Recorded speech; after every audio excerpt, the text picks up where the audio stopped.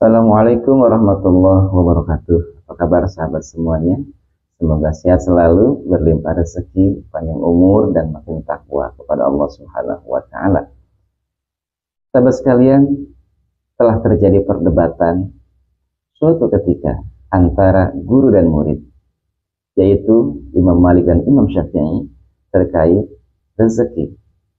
Dan ini memaknai salah satu hadis baginda Nabi Muhammad SAW yang berbunyi, wa annakum tawakkaltum 'ala Allahi haqqa tawakkuli la razaqakumullah kama yarzuqut tayra taghdu himasan wa taruhu bitanan. Artinya, andaikan kamu bertawakal kepada Allah dengan sebenar-benarnya tawakal, maka Allah akan memberimu rezeki sebagaimana Allah memberi rezeki kepada burung. Dia pergi pagi hari dalam keadaan lapar, pulang petang hari dalam keadaan kenyang. Imam Malik mengatakan bahwa rezeki itu tidak usahlah dikejar-kejar, karena rezeki itu sudah pasti Allah berikan dan dia akan menghampiri kita. Kata Imam Malik seperti itu.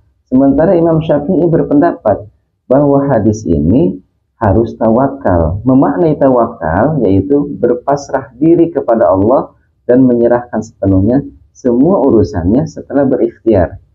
Sebagaimana burung, Allah kasih rezeki karena burung itu pergi di pagi hari, berikhtiar menjemput rezeki, dan petang harinya perutnya kenyang. Antara guru dan murid ini akhirnya tidak menemukan akhir dari sebuah jawaban. Maka Imam Syafi'i akhirnya keluar dari rumahnya Imam Malik mencari pekerjaan agar mendapatkan rezeki. Bertemulah dengan pemilik kebun kurma yang kebetulan sedang panen. Imam Syafi'i menawarkan jasanya dan kemudian Imam Syafi'i mendapatkan upah, yaitu 1 genggam kurma dari pemilik kurma. Dengan gembiranya Imam Syafi'i bahwa hadis yang ditafsirkan menurut pendapat beliau, Imam Syafi'i, adalah betul bahwa rezeki itu harus dicari. Keluar dari rumah, melangkahkan kaki, maka dia mendapatkan segenggam kurma. Akhirnya ia berangkat pergi menuju rumahnya Imam Malik. Dengan bangganya mengatakan, wahai guru, saya sudah berikhtiar dan sekarang saya mendapatkan rezeki, yaitu segenggam kurma. Ini adalah upah kerja saya. Akhirnya ketika disodorkan kurma itu kepada Imam Malik, Imam Malik tersenyum. Kata Imam Malik, alhamdulillah, tadi siang saya membayangkan betapa enaknya makan kurma. Ternyata sekarang kurma datang menghampiri saya.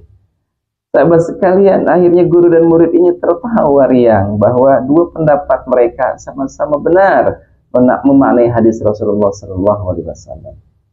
Lalu bagaimana sikap kita sebagai orang awam, ya, memaknai hadis tawakal tentang rezeki ini? Memaknai hadis Rasulullah, lau annakum tawakkaltum 'ala Allah haqqa tawakkuli la razaqakumullah. Andaikan kita bertakwa kepada Allah dengan sebenar-benar takwa, andaikan kita bertawakal kepada Allah dengan sebenar-benar tawakal, maka Allah akan memberikan rezeki kepada kita sebagaimana burung yang Allah kasih rezeki. Sikap kita mungkin bisa mengambil pendapatnya Imam Ibnu Athaillah, pengarang kitab Hikam.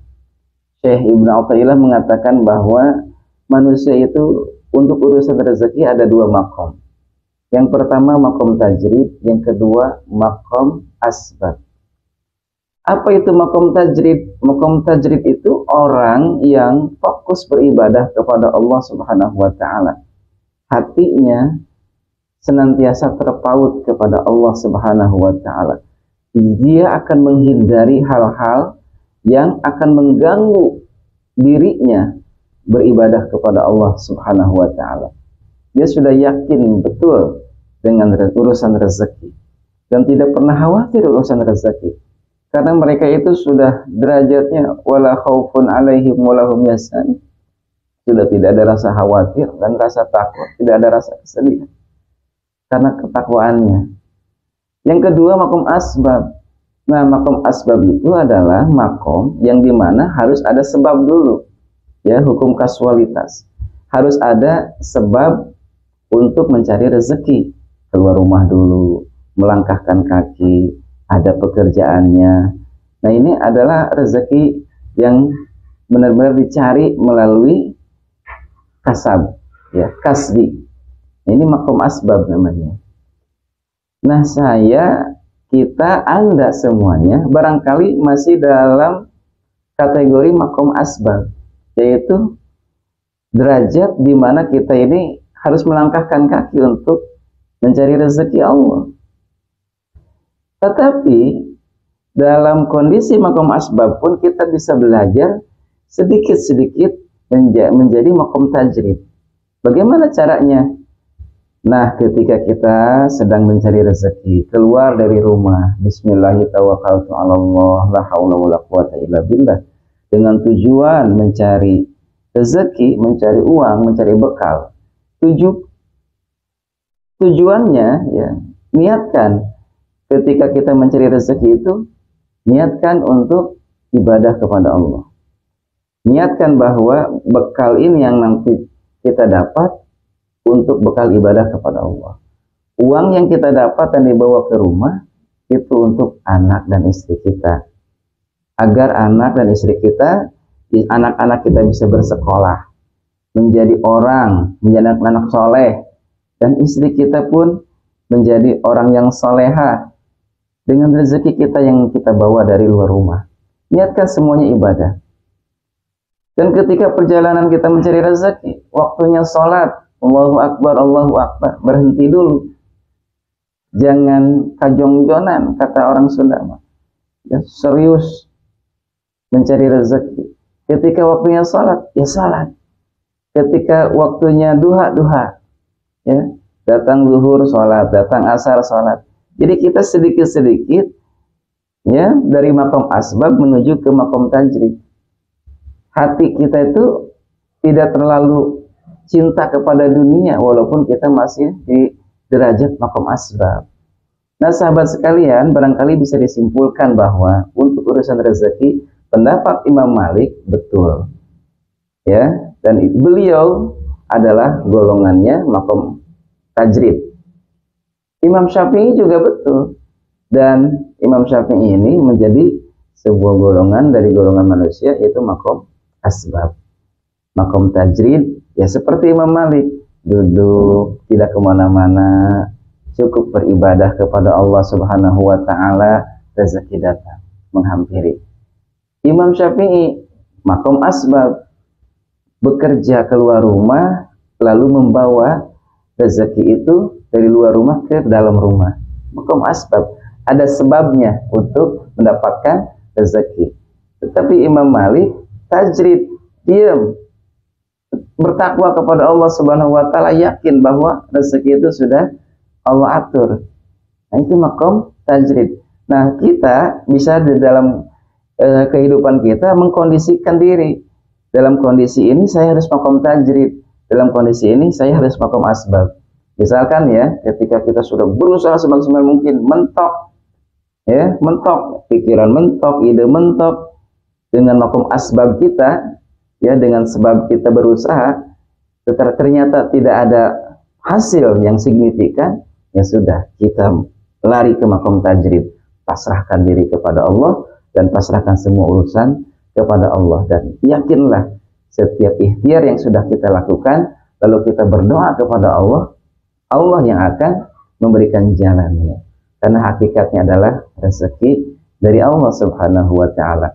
Sebagaimana burung yang setiap pagi pergi dalam keadaan lapar, pulang petang dalam keadaan kenyang. Maka kesimpulan dari hikmah pagi ini, ya, obrolan pagi ini, dalam mencari rezeki, bekerjalah, keluarlah dari rumah. Walaupun kita tidak membawa barang dagangan, walaupun kita tidak ada tujuan untuk bekerja, keluarlah dari rumah untuk berikhtiar, Bismillah, tawakkaltu 'ala Allah. Di sana Allah akan memberikan jalan. Dan tetap yakin kepada Allah bahwa rezeki itu Allah yang ngasih. Tetap yakin kepada Allah bahwa Allah lah yang memberi rezeki. Yakin aja. Kita jalan kaki keluar dari rumah dengan tujuan untuk menghidupi anak istri kita, dan dengan penuh keyakinan terus memohon kepada Allah Subhanahu wa taala, insya Allah. Karena ini diajarkan oleh Allah dalam surat Al-Jumu'ah. Fa idza qadaytumus shalah, setelah engkau selesai melakukan salat, fantashiru fil ardi, keluarlah bertebaran di muka bumi. Wabtaghu min fadlillah, cari rezeki Allah. Wadhkurullaha katsira, dan senantiasa ingat kepada Allah Subhanahu wa taala. La'allakum tuflihun. Maka yakinlah bahwa engkau akan menjadi orang yang sukses, yang bahagia. Sekian, semoga bermanfaat. Wassalamualaikum warahmatullahi wabarakatuh.